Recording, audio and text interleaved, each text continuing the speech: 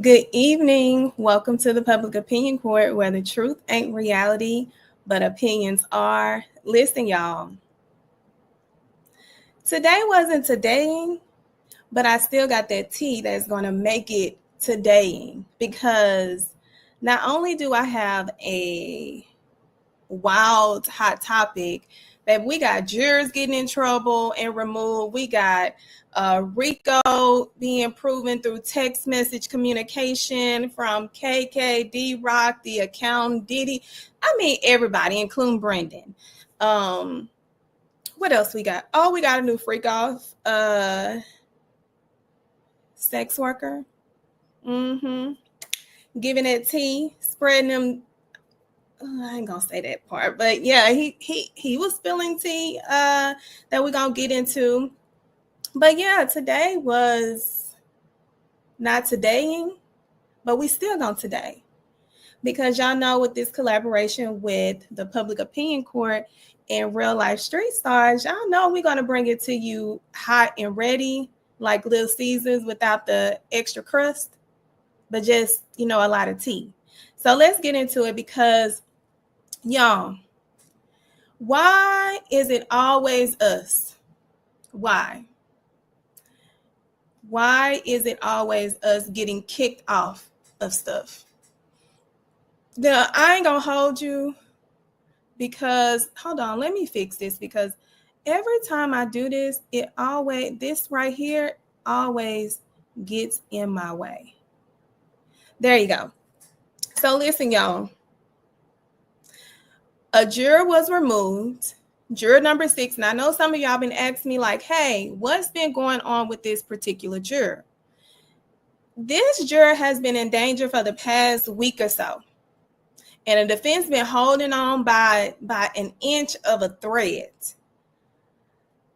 But it's all came crumbling down. Because listen, when you are selected to be a juror, you have to be truthful and honest through the process, because if you don't, you run the risk of this trial ending in a mistrial as well as getting in trouble. So let me tell you what juror number 6 did, because this is a response to the motion that the defense filed, that the government filed. So this particular juror, when you go into jury selection, you have to be truthful about your address. So, for example, if I have 2 addresses, let's say I have 2 properties in one county, but my primary is in a different county, and I get a jury summons to the non-primary county, or maybe this is my rental property that I never updated because I'm still voting in the county that I'm not even primary because I have residency there. Because not residency, but I have a property still there, even though it's not my main property. So that you are allowed to have multiple properties, y'all, but you have to update to show where your primary property is, where you are actually living full time, over 50%. So this particular juror is a Black 41-year-old male, and this is the juror that people have been alleging has been making faces, laughing, and doing all of the extra things. This was a juror that is, very beneficial to someone like Diddy. He's 41 years old. Diddy is 55, 57. He can relate to the Diddy era. So this juror was not honest. It has been alleged that this juror was not honest about his primary residency. I'm gonna put it in that context because he was removed because he does not live in the Bronx, but in New Jersey. Yes, he does not live in the Bronx, but New Jersey. New Jersey, New York, not the same. Not the same, sir. Not the same. Now, you see, I can appreciate an African American who wants to be on a jury. But, sir, You know how I say when jurors used to lie that looked like us, when I would pick jurors that would lie to get off the jury? Well, god dang it, he lying to get on the jury and got caught. Sir, go home. Go home. You almost messed up this trial. I mean, not in regards to the defense, because you could have been pivotal to making this case outcome into a mistrial. But sir, we can't do that. We can't urge people to get on a jury, but in a sense, you want to misrepresent where you're located. So that's the update on juror number 6. And guess what? Juror number 6 was replaced with a 57-year-old Caucasian woman. And y'all remember how I said Diddy raped a Caucasian woman? That's all I'm going to say. That's all I'm going to say. That's all I'm going to say. That's it. So let's move on into the hot topics, y'all, because we got a good piece of a hot topic. Let me remove and let me bring myself back to the front of the stage, because that's where I belong, in the front of the stage. So there was this issue, y'all, that happened. I don't know if y'all have seen it. It has went viral. Y'all know how TikTok be doing its big one. Well, guess what? TikTok, hold on, y'all. Let me see if I can bring my TikTok has avenged this successful entrepreneur. I'm not going to give her social media, but if you have not been on TikTok to know that there's this Atlanta hairstylist who has been getting dragged, rightfully so, because of his lack of professionalism. And I'm going to tell you, he has committed some things that I would go down to the police department and I would file some charges, and I would file me some civil suits against him because of his unprofessionalism. Y'all, when I tell y'all this dude was so unprofessional,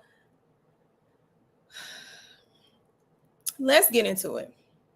Let's get straight into what I'm talking about.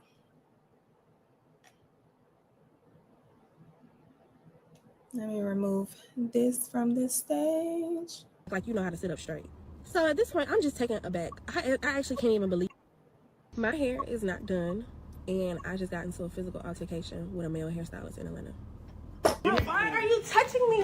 You're tripping? Like, what the fuck is wrong with you? Get the stop! You tripping? I just got you. Stop! So pretty much, I had an appointment today with an Atlanta male hairstylist at 12 p.m. When I arrived to the hair appointment, I walked in the door, greeted him, said, hey. Immediately as I walked in the door, he said, why is your hair in a box? You didn't wash it. Mind you, I hadn't even stepped in the door 30 seconds. And the first thing he says to me is, why is your hair in a box? You didn't wash it. I said, well, the hair is pre-washed. It's my best friend's bundles, and I'm getting wand curls, and she told me that I probably didn't need to deep condition or shampoo it because I'm getting wand curls. He's like, that's y'all problem. Y'all don't read the website. Y'all don't read. All y'all do is skip over, don't read. He just starts going off on a tangent, and I haven't even been in the door for a whole minute. I don't find that to be professional when you're booking an appointment with somebody. In the seconds that you're greeted or meeting the person, they start going off and venting about a simple mistake. My thing is, granted, the hair is pre-washed, and if he felt like he wanted to wash it again, he should have just charged me. All he had to say was, okay, well, I would prefer to wash your hair right before your appointment, and I'll charge you. Nothing I can, like, if I made a mistake, fine, I will own up to that. So I sit down, and I immediately noticed that there were other women in there pretty much getting service at the same time as me. So I sit down and I start getting braided down. It took his assistant an hour to do my braid down, and she was super heavy-handed. I'm like kind of squirming a little bit, and she's like, are you tender-headed? And I'm like, no. Like, mind you, I've been getting my hair done since I was 4 years old. I've never been tender-headed. Not tender-headed. I get my hair done every 2 to 3 weeks. Never have I had that strong of a braid down to the fact that I felt like she was braiding my brain cells. I'm actually going through scrutinizing pain right here just to get my hair braided down. So I skip over that part because I just have my AirPods in. I'm scrolling on TikTok. Like, I'm just doing everything but to just get through this appointment because I have a flight in the morning to Thailand and I'm leaving the country for the entire summer. I need my hair done. I'm not going to find anybody else to do my hair before my flight in the morning across the world. So I was pretty much subjected to deal with anything that came with this appointment in the name of me getting my hair done because I'm going to Thailand and Dubai for the summer. I need my hair done right now. So as I sit down to get my hair braided down, I'm like, oh shoot, I forgot to record the hair. It's my best friend's hair. I was supposed to do a little bit of content of the hair in the box for her. I'm like, oh shoot, I forgot to do some content of the hair. He said, you ain't doing no content of me. Y'all cannot record me. I don't know why y'all think y'all can come in here and record me. I'm not being recorded. Mind you, I haven't said nothing about recording this man. I said out loud to myself, oh shoot, I forgot to do the content. He going off on a tangent talking about I can't record him when I had no wish or desire to record him. I'm sitting in his chair. He's sewing my hair down and I'm sitting on my phone. I'm scrolling on TikTok. I got my AirPods in. He like, you need to sit up straight. You acting like you sitting in a Buick. You can't sit up straight? I'm like, mind you, this is like the 4th rude thing he said to me since I arrived. And every time he said anything to me, it's been rude. And I just can't even believe the commentary at this point because it's beyond unprofessional. When he gets done sewing my hair down, he begins to start combing it out. I'm like, hey, would you mind layering my hair? Because his hair was actually longer. It was just all that was available on the website. I wanted to go for a shorter curly look. He like, no. For what? What you want it layered for? So I'm like, it's okay. I'm still sitting there. He starts to put foam all over my hair to prepare me to go under the dryer. Mind y'all, I said I was sitting in the seat watching TikToks with my AirPods in. Why is he putting the foam all over my AirPods to the point that they go out while they're in my ear? So now I'm a little bit irritated because you've been rude to me. You've been disrespectful. You haven't been welcoming. You haven't been professional. And now you've destroyed my AirPods by putting foam in my AirPod ear when you could have simply professionally said, hey, for this part of the process, would you mind removing your AirPods for me? That was all he had to do. So I take the AirPods out. I put them back in the case. I'm like, you know what? Just put them back in the case. He says to me, I'm about to put you under the dryer. And when you come back, I'm going to need you to act like you know how to sit up straight. So at this point, I'm just taken aback. I actually can't even believe the experience that I'm having. I literally text my friends after he said that to me. I texted both of my friends and said, bro, I'm never booking him again. He's rude. Because they knew how excited I was for this appointment. I was anticipating my appointment all week just for it to go like this. So I sit under the dryer and like I told y'all, it's 3 other women in there that he's cycling through working on all of us at the same time. So that girl that was sitting under the dryer when he started sewing me down, she finally gets to come back in the room after he sewed my hair down for about 40 minutes. She goes back in, he puts me and another girl under the dryer. At this point, I arrived to this appointment at 12 o'clock. It's now 3:20. So when he comes out to take me and the other girl from up under the dryer, he goes to her. He says, you're dry, you can go in. He comes to me. I had already had my dryer hood up. He's like, are you dry or do you think you dry? Cause I'm like, I'm dry. I was like, I also want to know how many people are in front of me because I have somewhere to go. He like, before I could even get the rest of my sentence out, mind you, I didn't even get to say the rest of my sentence. He said, baby, you can get the fuck on. I couldn't even believe what was going on at this point because I had never in my life experienced anything like this. I have a grown man standing over me telling me, baby, you can get the fuck on. You got too much going on and you're too discombobulated and now you think you're about to rush me? You can go. So I sit in the chair for a second, just kind of taking everything in as to what just happened. I grab my purse and I start to walk towards the door. And as I'm walking towards the door, he pushes me out the way, closes and locks the door and says, pay me. So at this point, I'm like, you just told me to get the fuck out. And now you're asking me to pay you? You didn't even finish. My hair is not done. He's like, I don't give a fuck. Pay me half then. Pay me half. I'm like, you've been rude, unprofessional, deceiving, conniving, and I have not enjoyed this appointment at all. And you just told me to get the fuck out. Literally cursed at me. What am I paying you for? And I'm the type of person to just get out of a toxic or chaotic environment. I would do whatever to leave.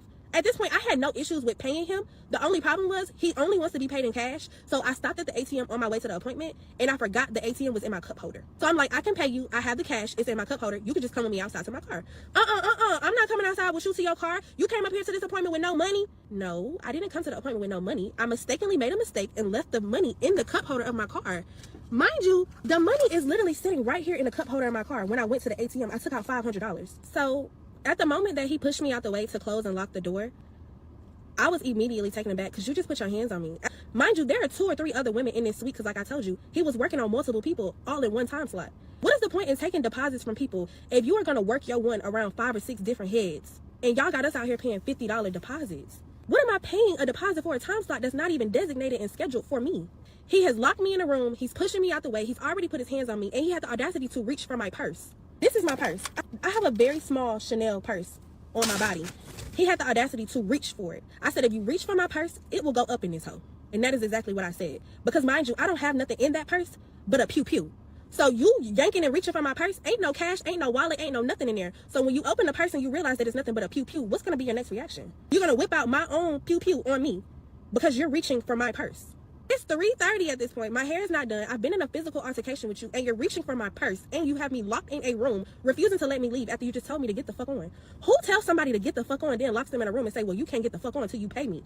For an undone service, an incomplete, not finished service. He calls his assistant in there, and they start to argue with me and try to deflect the fact that I probably didn't have any money to pay for the appointment in the first place because I was quote unquote lying that it was in the car. Mind you, he only takes cash. Girl, give me my money. Give me my money. Okay, don't touch no, me. man. Give I'm me my going to money. give you your money.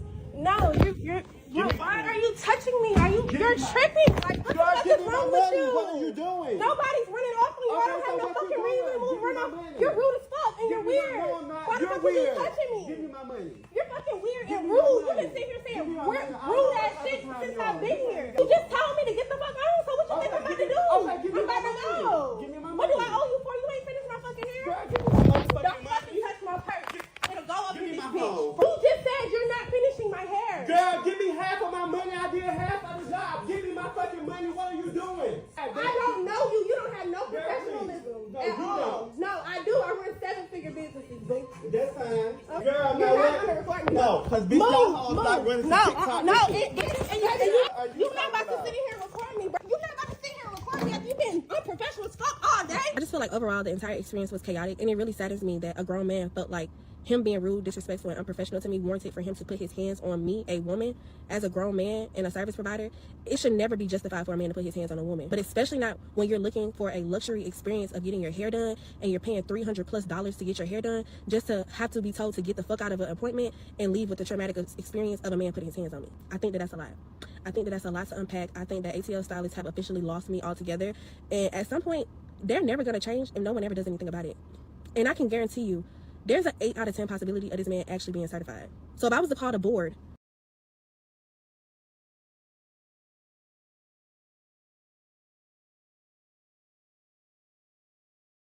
let me unmute. This is not the only thing. So I want y'all to hold on to your opinions until you see his response. Crazy. It's like, where did I reach for her purse? Y'all just see, I don't know what the fuck, y'all cock out of it or something. don't fucking touch my purse. It's crazy. I mean, it's wild out here, y'all. Y'all gotta really, and stop believing people. Y'all believe anything somebody say. Like, y'all believe anything somebody say. There is always two sides to one. Anybody can be saying anything, don't touch it. You don't see me touching her. She's saying don't touch her because I'm holding the door. I got my back on my door. Never touch her once. Y'all just be making up shit. Like,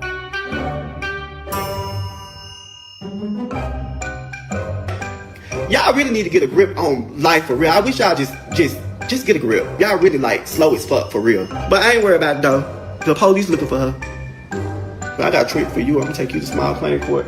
Now how did I say you would get the fuck out? Get the fuck out. What you want me to say? Bitch, your mammy lying. I'm lying for a bitch. Guess you got mad when I told you need to sit up when you come back in here. Like, I'm just trying to figure out when. I mean, you see how I'm living. You think I'm worried about y'all? Do y'all really think I'm worried about y'all? What y'all got to say about me? Do you see how I'm living? I never touched her.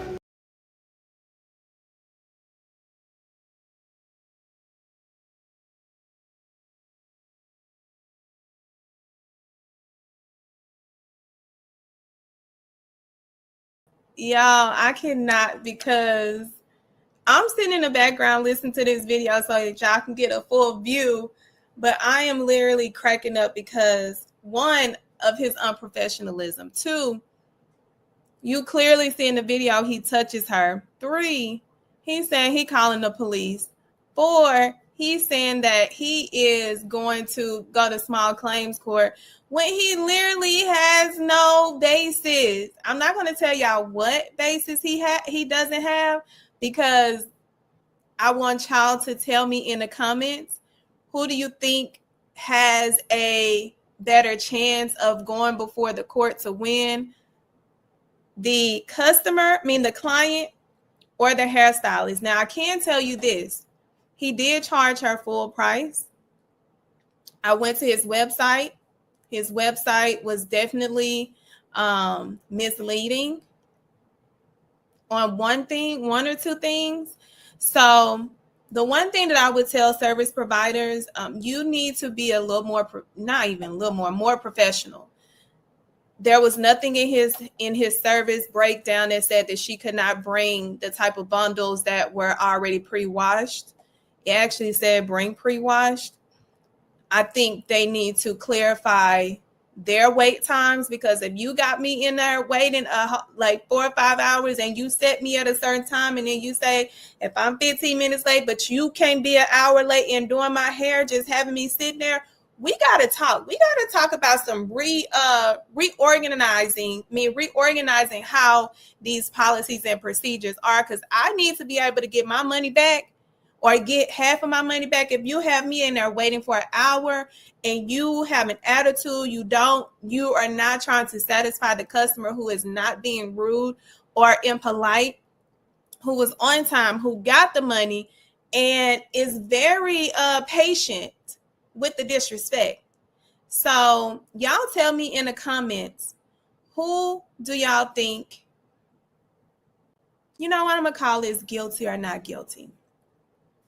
Do you think the hairstylist is guilty or not guilty? Guilty for putting his hands on the client, being disrespectful to the client, rude to the client, still charging full price to the client when he did not finish the service? Or do you think he's innocent? Put your comments in the comment section, and I'm going to tally them up, and I'm going to let y'all know on our breakdown tomorrow. But listen, we are done with hot topics for now, because we got to get straight on into what is going on in the Freaky Rico trial of the century. Hold on, let me fix this. Let me add it back to the stage, because I don't know why this thing keep doing that. It does not want me to be front and center with y'all. It don't, because it's hating. It's hating. But since it's here, because I got a surprise for y'all. Y'all know how I be giving y'all the tea. Y'all remember I showed y'all Rico on Friday. I got y'all a new one. I got a new sex worker. He Muslim. I'm gonna let y'all judge who the finest. We're gonna judge who the finest at the end of this as well. So let's get on into it. So I went over the jury situation today, and I told y'all I wasn't really clocking today, but we still gonna get into some of the important pieces that did go down in the court today, y'all. So listen, Rico has been nailed to the cross. Well, no, not the cross, the coffin of Bad Boy today. It has been, it's no coming back, really. And y'all, it's so bad. It's so bad. But I never, listen, I'm not the jury. They're going to make the ultimate decision, but let me tell you why. Today, the government alone has demonstrated that individuals, whether co-conspirators or witnesses who testified, acted in coordination to protect Diddy's brand and fulfill his personal desires. We can all agree, or y'all tell me in the comments, based on what y'all have heard, have they not shown that his employees are the people that have testified, whether they received immunity or not? And the ones that we know, like KKD Rock, all of the other ones, Fahim, acted in coordination to protect the Bad Boy brand, as well as his personal desires. What do y'all think? Tell me in the comments, but I'm going to keep going. Rico does not require, and I've told y'all this. I've said it several times. Rico does not require that the enterprise be for profit. Only that participants share a common goal, which in this case alone, includes shielding his image and enabling gratification, which means his personal desires. Only come and go. Remember that. The prosecution presented evidence that employees, associates, and facilitators acted together. Have they not shown that? Let me know if they haven't, because maybe I'm the Lulu. My nickname is Lulu. Maybe I'm the Lulu. They acted together, sometimes engaging in unlawful activities such as sex trafficking, drug distribution, and money laundering to advance or conceal the enterprise. Tell me if I'm wrong. We've been at this for over 20 days now, y'all. Have we not went over this? Critically, let's talk about how they were able to even connect. Because when I say anything you say, send, receive, post, call, audio notes, or receive can and will be used against you. And guess what? The communication devices is what nailed them today with them summary witnesses. So they lawfully seized phones on March 24th, you remember, that contained communication and financial records directly supporting this pattern of racketeering activity. Those phones that they seized from KK when they were at that Miami airport. And see, my problem with KK, I think KK was really trying to hold on to all this information to blackmail Diddy at some point, or hold that and say, I need a raise. I personally don't think anybody would have held on to so much information if they wasn't trying to blackmail or use it for their advantage. Because her phones, hold on, where my gal at? Her phone put the nail in the coffin, Over. So these digital records obtained by a legal warrant that ties multiple individuals to the same coordinated efforts, which satisfies the RICO requirements of an ongoing enterprise engaged in a pattern of criminal conduct. RICO, that baby, it's over. It's over. Oh, y'all. Let's go. Let's get more into it. Let me give you some appetizers. So Robin, who is the accountant for the organization, she's sending text messages with her dumb ass, asking for approval to oh my God, y'all. Asking for approval of 15 Molly pills. Asking for approvals to secure flights from LA to New York for the prostitutes, sex workers. Let me stop calling them prostitutes, sex workers. These parties involved Jane, Mia, not parties, but individual parties that was involved in how this RICO was established. Testimony. Phones. This came from these individuals' phones that were connected to communications with either co-conspirators or individuals involved. You had Jane, Mia, Cassie, KK, D-Rock, Diddy, Brenden, the Rat, the Snitch, the Mule, Robin. She once sent a text message asking to approve $1,200 for flour.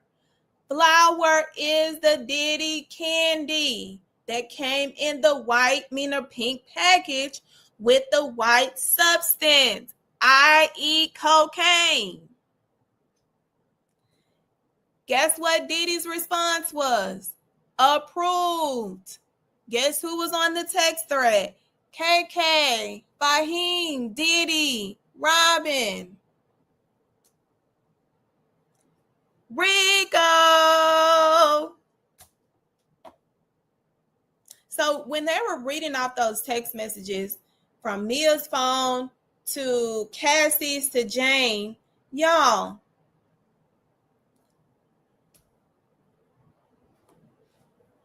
y'all see it. Y'all see it. So let's go over some of the testimony.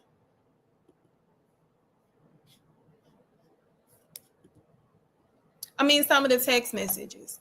AUSA, what did you work on in this case? Sankar, 2 summary charts. I was asked to verify the accuracy of it. AUSA, can you describe the documents underlining these charts?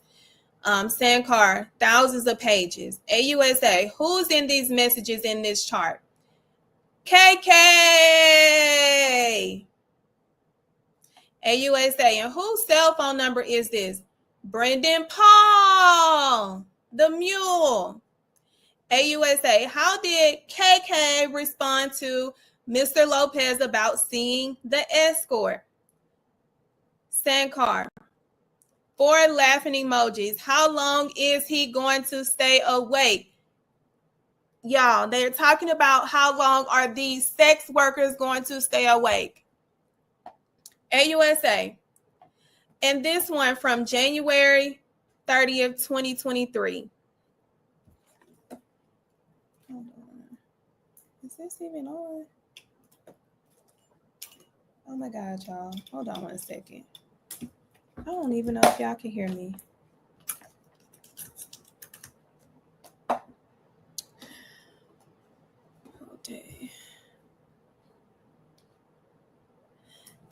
Okay, back. And this one from January 30th, 2023. It is an audio file, yes. AUSA, Ms. Foster, please play the first minute and 10 seconds. The audio context is 2 things were weird. The only person who know was you. Someone found an iPad. That, y'all remember the assistant from last Friday who received immunity? He testified that KK may have tried to make it seem like he was responsible for a missing iPad. Okay, AUSA, what did KK say in this? She says he's going to the Four Seasons and wants you to bring Gatorade and chicken noodle soup with a soda on the side. AUSA, read this. I'll be Dave Shirley. Rock riding with him. Sankar, KK. No to Rock. AUSA, can you run 4,000 cash from Rock to the hotel? Sankar, which is KK. She's playing KK. Heads up. He's about to do a Wild King night. AUSA, playing Dave Shirley. Forgot to pick up the money. Just give it to Fahim just in case. AUSA, sure. AUSA, what does the hotel write to Miss KK? Sankar, hotel call. Paul is coming up. We know Paul is a sex worker. AUSA, does Paul appear elsewhere in the chart? Yes. AUSA, let's turn off the exhibit screen to the public. So they turned it off because some things they played we could not see. So AUSA goes on down after the judge. Please read these between Jane and Miss KK. Because I ain't finna pronounce her last name. We know her as KK. Sankar as KK. Ask them if they can bring up 15 bath towels. What you need 15 bath towels for? AUSA, he always brings between 5 and 10K. They are expecting people to leave the presidential suite at 1 p.m. Sankar as KK, we're taking off.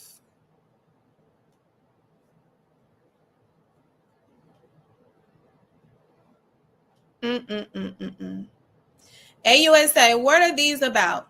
Sankar, They are setting up a flight for Jane.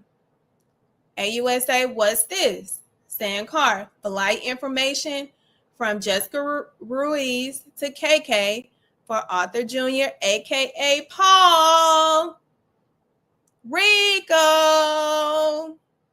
Employee, associate, you're going down. Common scheme, common pattern, protecting his brand image and his personal desires. You're going down. Why do people text stuff like this? AUSA, do some of these messages involve Cassie Ventura? Yes. Page 5, May 2nd, 2017. What are these? Text messages between Cassie Ventura and KK. AUSA, as she plays Cassie. What? I was finna say what the WTF? Sandcar is KK. Are you okay? AUSA. No one deserves to be dragged by the hair. That is one of the things that Cassie said to KK. She told KK about a situation where she was being assaulted by Diddy. Hold on. She was being assaulted by Diddy. She sent this information to KK. KK did nothing like she always do. So, going back to what I said, the summary experts today, or the summary witnesses today, provided what you need for the RICO to show that your associates, employees, had a pattern, and that pattern was to help you facilitate these illegal activities on the back end to protect your image as well, and to help you with your personal desires. Go back and read what I put on that slide, y'all. It is done. The paper is finished, finito, like it is done. Tell me what you think. Do you think that they have shown you enough for RICO now? Or you want to see more? We're going to see Brenden tomorrow, and we're going to get on in there too. We're going to get on in there to that testimony as well. So now I saved the best for last. Let's get into one of the sex workers. What did it look like? Was it covered in towels? And it looked normal. Because y'all know I got to get this freaking. Only thing that wasn't normal about the setup was this. They had a glass table, and it literally had like each section had its own drugs. Like they had pills, they had weed, they had some other like, I bring my own weed. Okay. So, I don't fuck around. So I just smoke my own shit. They didn't make me do anything, but she's like, it's here. I'm like, so it was cocaine, Molly, all that, whatever. Some pink crystal shit. The ketamine. I don't even know. Okay. And so you just said on a regular couch, it wasn't covered, because they were also saying they covered everything in towels and stuff. So that's not true. That's inside the bedroom. Oh, okay. So we're not in the bedroom. The bedroom looked way different than the living room. Okay, so the living room was just regular, like the pre-party. Now, did they have any smells? Were there any candles, or was there burning heated oil? In the bedroom. Oh, okay, so everything was in the bedroom. Only thing that was outside in the living room was a laptop and all the shit on the table. Okay, so you're sitting in the living room, the shit is on the table, and then what happens? All right, so I come in, I sit down, and I'm just in my head. I'm just like, damn, this motherfucker's fine as hell. Mm-hmm. I sit down, and then she sits down on the sofa, so I'm facing her like this. And she's like, can I see your phone? So I give her my phone, and she turns it off. She's like, you mind? I said, does it matter? Men don't spend money on men. And yeah, Diddy was spending the bread, but 5 racks a pop to pop something that everybody wants already. That's why I tell niggas like, yo, you niggas is jerking off to chicks that I'm getting paid to bust down. Like what are you even talking about? Like, I'm actually getting whatever you call me, a sex worker or whatever, nigga. Ain't too many niggas out here that could be sex workers and be like, and that's why I think that they had me separate on the whole. Even 50 Cent posted me to his shit. He posted me by myself in the slide because if you look at all the other men, they all look kind of questionable, except for me. When you look at me, you like, yo, what did this nigga do? That's a lie because baby Rico looks good. Rico look better than you, Flash. I'm not gonna hold you. I watched your videos. You're a little too meaty. You're a little too meathead for me. Rico look better than you. But I ain't gonna hold you. You got a nice shape, but don't do that. Don't do that. You know what I'm saying? Like that's what it says on the That's why I hit you up. Like, what did this nigga do? And it's funny how they still haven't been able to identify me. Like how? Like with that picture that they put out, that's from like 3 years ago. So that doesn't even cover the time span from then. Now you said that Cassie was hitting you up privately when Diddy was out of town. Tell me a little bit more about that. Oh, she hit me up a couple times. She hit me up once, and she was just like, "Hey, how you doing? Miss you. Hope you're doing okay. What are you doing later?" And I'm like, "Are you supposed to be calling me?" Like question mark. Because to me, first of all, that nigga got $1 billion. He could erase me easily. Yeah. Second of all, it's too many men in prison and in the dirt over a piece of ass. So for me, I was happy that I was eating. So I wasn't even gonna. And the second time she hit me up, I didn't respond. Second of all, if a bitch don't like me, a bitch must not like men. You know what I'm saying? I say what I say again. But I never got that feeling, especially being that she hit me up a couple of times when he wasn't even in the fucking United States. And I'm like, are you supposed to be fucking? Well, hold on. We're going to get to that in a second. So after we're going to get to that. So she nutted, whatever. And what is Diddy doing now? Busting. Then he starts commentating again, asking her like, so you want that nigga to come on your face or come on your stomach? What? And what are you doing after she nutted? So you just kind of standing there like, now what? I'm like, usually I'm the type of nigga where I go to the bathroom and wash my hands before I take the rubber off. Okay. So I'm quick thinking, I'm like, okay, damn. I reach down, grab one of the towels, and I flick that bitch off real quick. You know what I'm saying? So I'm going to work, nigga. I'm a lefty.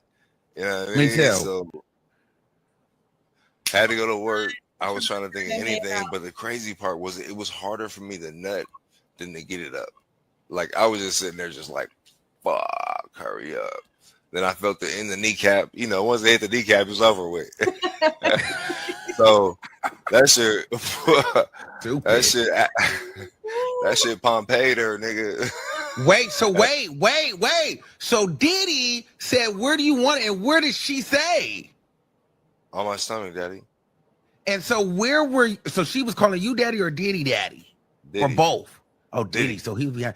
So was she laying on her back? Was she on her knees? She was always missionary, except for when she got up to put the oil on me in the beginning. So she's laying on the bed, missionary, and you standing over. Are you like one leg in it?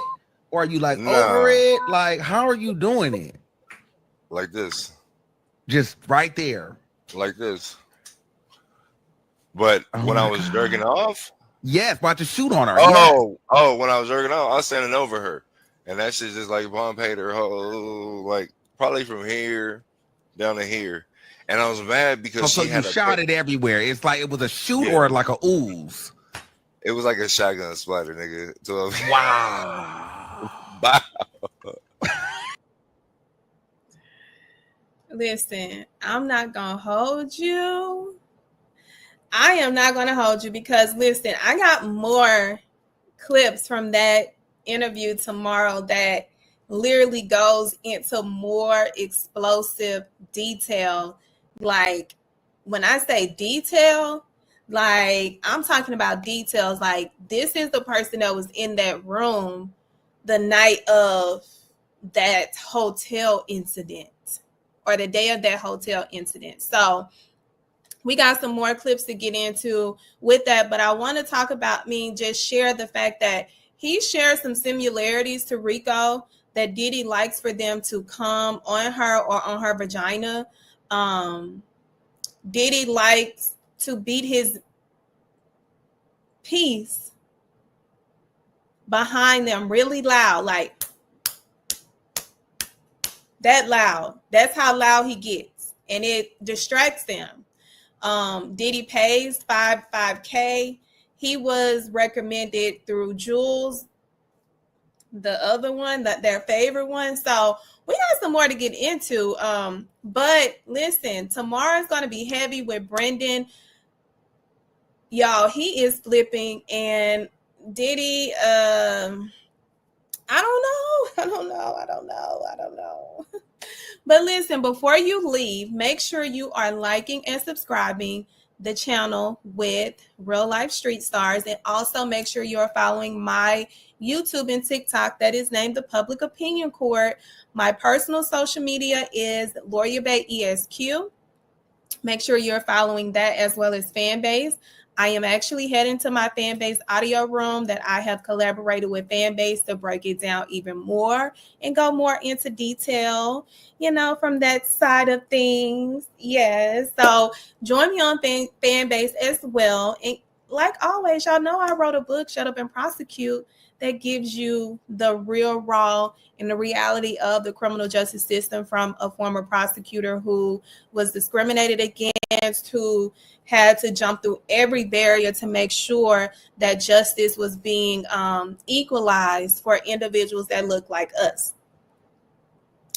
And as always, you see my Cash App. I want to thank one Tamika. Tamika sent me a Cash App for coffee. And I'm so appreciative of that because it just tells me how much I value the information that I'm giving. So if you would like to send me a Cash App, JUSTICBAE.